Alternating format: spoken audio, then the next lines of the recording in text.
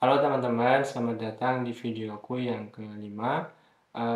Video ini merupakan lanjutan dari videoku yang sebelumnya, yang mana aku sempat membahas terkait cuti tahunan yang 12 hari. Pada video kali ini, aku bakal membahas sedikit terkait perbedaan cuti pada karyawan swasta dan juga pegawai negeri. Sedikit mengulang, ketika kita membicarakan terkait cuti, tentu panduan atau acuan kita sebagai seorang HR adalah Undang-Undang Nomor 13 Tahun 2003 dan juga Undang-Undang Nomor 6 Tahun 2023. Dari kedua undang-undang inilah akan dibuatkan turunannya atau mekanisme yang lebih rinci untuk perusahaan swasta. Ada yang namanya peraturan perusahaan atau PKB, peraturan kerja bersama. Sedangkan untuk pegawai negeri ada peraturan BKN atau BKD. Nah, untuk perusahaan swasta, di sini aku udah dapat kurang lebih 4 peraturan perusahaan. Ada peraturan perusahaan perbankan, peraturan perusahaan penyedia layanan IT, ada peraturan perusahaan konstruksi, dan peraturan perusahaan anak perusahaan PLN. Sedangkan untuk yang pegawai negeri atau instansi pemerintah, di sini aku pakai 3 BKD, 3 peraturan BKD, Badan Kepegawaian Daerah. Ada BKD Jawa Barat, ada BKD Yogyakarta, dan BKD Jawa Timur. Kurang lebih dari peraturan-peraturan itulah sudah aku rangkum, sudah aku baca lebih dalam, dan kurang lebih ada sekitar 4 perbedaan cuti pada pegawai negeri dan juga karyawan swasta. Nah, perbedaan pertama terletak pada ragam cutinya. Jadi, setelah aku rangkum, kurang lebih ada sekitar 9 macam cuti yang aku temukan pada peraturan perusahaan maupun BKD. Nah, teman-teman bisa lihat di sini ada 5 cuti yang bersifat wajib karena diatur dalam undang-undang, sedangkan 4 lainnya bersifat opsional. Karena undang-undang, ya, kedua undang-undang ini, Undang-Undang Nomor 13 dan juga Undang-Undang Nomor 6 ini bersifat umum, yang mana mereka mengatur batas minimum.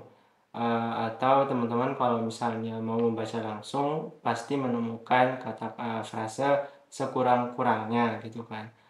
Contoh, cuti tahunan diberikan sekurang-kurangnya 12 hari, atau pada kalimat lain, istirahat antara jam kerja sekurang-kurangnya 30 menit setelah mereka bekerja 4 jam. Jadi perusahaan boleh menetapkan lebih dari batas minimum yang ditetapkan pemerintah, sehingga hal inilah yang menyebabkan pada perusahaan swasta cuti yang diberikan mereka terkadang lebih banyak atau kadang juga lebih sedikit seperti itu.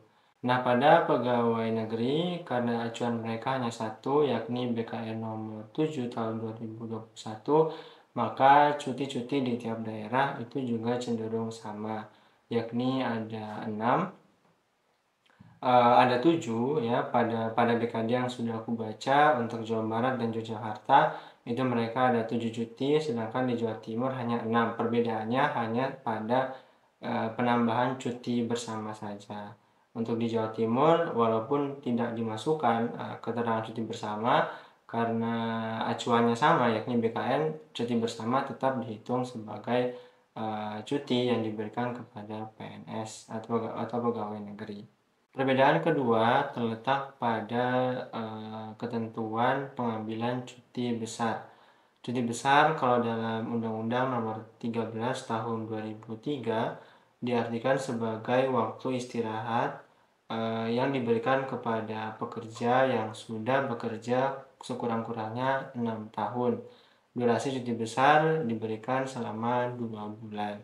Nah, sayangnya pada undang-undang terbaru, Undang-Undang Nomor 6 Tahun 2023, istilah atau definisi dari cuti besar itu sudah dihapuskan dan dilimpahkan sepenuhnya kepada pada peraturan perusahaan. Sehingga dari sini kita bisa melihat adanya perbedaan cuti, besar pada perusahaan swasta, pada karyawan swasta dan juga pegawai negeri.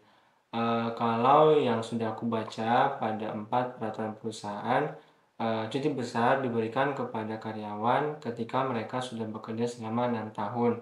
Jadi acuannya masih sama, yakni di Undang-Undang Nomor 13. Sedangkan pada pegawai negeri, pekerja boleh mengambil cuti besar setelah mereka bekerja 5 tahun. Jadi pada pegawai negeri ada pengurangan selama 1 tahun masa kerja. Dan juga untuk durasi cuti besar pun untuk karyawan swasta itu durasinya bervariasi mulai dari 1 sampai 3 bulan. Sedangkan untuk pegawai negeri durasinya tetap pada 3 bulan. Nah, perbedaan ketiga terletak pada cuti tahunan yang diakumulasikan.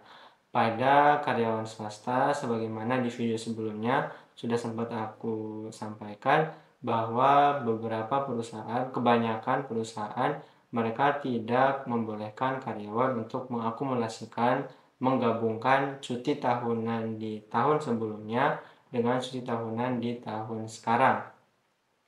Mereka dituntut untuk menghabiskan cuti tahunan di tahun itu juga. Berbeda dengan pegawai negeri, mereka boleh gitu untuk menggabungkan cuti tahunan yang 12 hari itu di tahun sebelumnya dengan di tahun ini dengan maksimal hanya boleh menggabungkan 6 hari saja.